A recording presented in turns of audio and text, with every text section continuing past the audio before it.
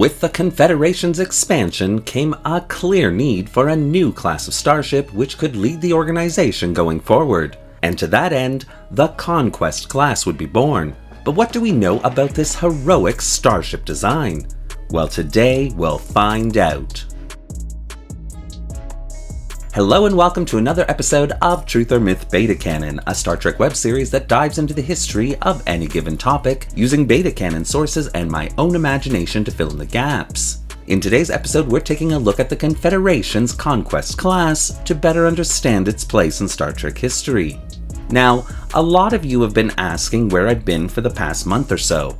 Well, as real life is full of surprises, I got a big surprise when I was told that my entire place was to be renovated, and after living here for 25 years, well, it was time. But with all the noise and commotion going on, I just couldn't make or record videos. But to make it up to you all, well, ask and you shall receive. So I've kitbashed into existence a Confederation version of the Constitution class, which so many of you have been asking me to do, and to be honest, I'm pretty proud of it. So I hope you'll forgive my disappearance and enjoy this little sidetrack into an earlier time in the Confederation timeline before we return to my 24th century Confederation storyline. But of course, and as always, because this is just a bit of fan fiction, all information relayed should pretty much be taken with a grain of stardust and only considered a little bit of Star Trek fun. And so, with all that out of the way, let's begin. A safe galaxy is a human galaxy. They had the motto, but now the Confederation needed the power to make it happen. The late 22nd and early 23rd centuries had been strife with conflict for this new galactic organization.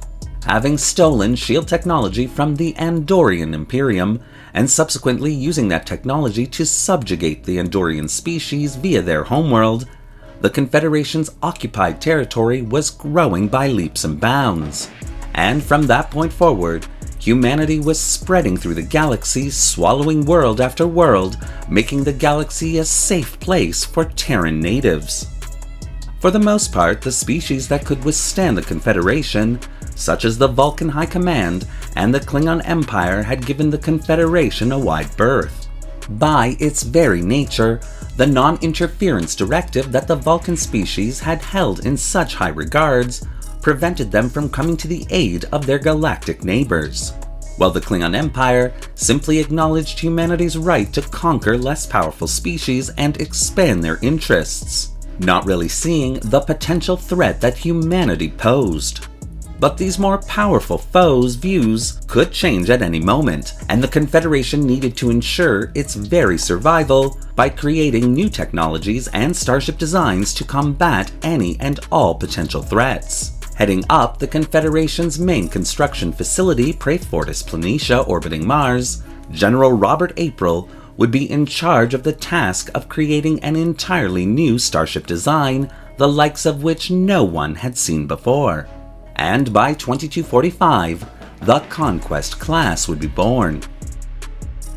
Sitting at a length of 289 meters, and quickly becoming the jewel of the Confederation's crown, the Conquest class would be designed to be operated by 420 officers and crew members.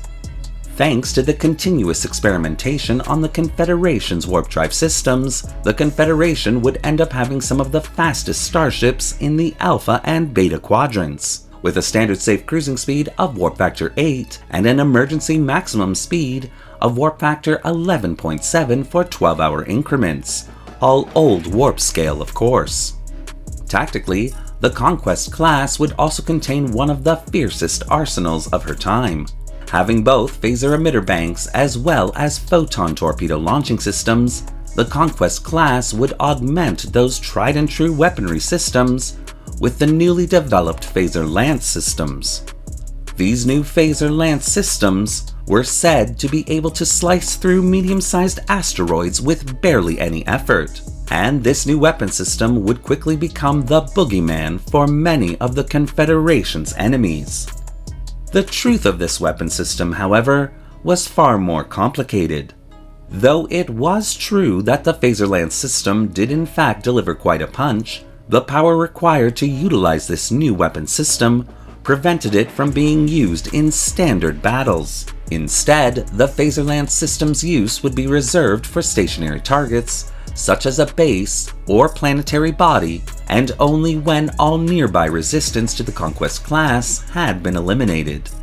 Shield systems for the Conquest class were the strongest and most advanced available at the time, with the Conquest class's deflector dish retaining its standard position within the primary hull. The secondary hull would almost be exclusively dedicated to an immense fighter shuttle bay complex.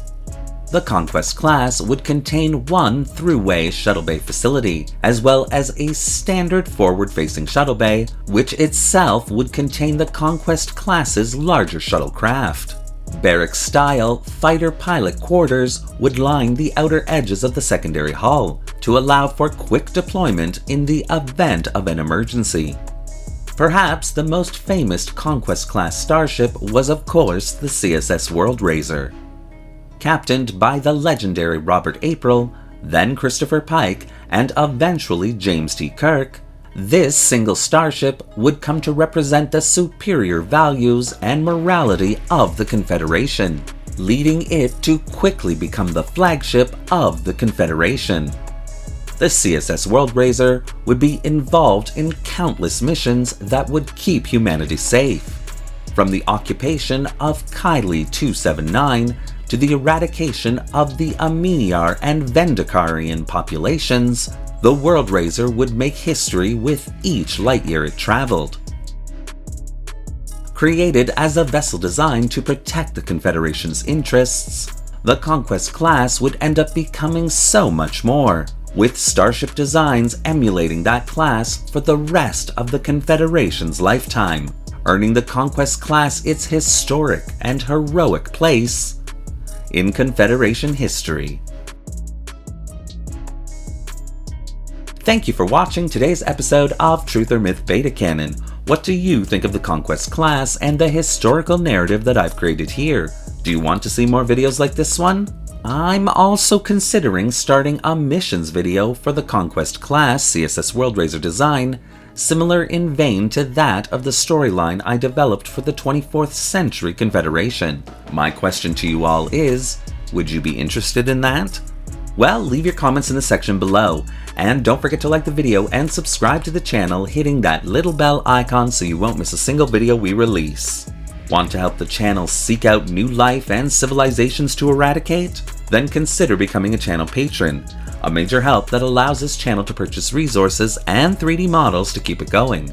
The link to our Patreon account is in the description below. Thanks again for watching, and remember, a safe galaxy is always a human galaxy.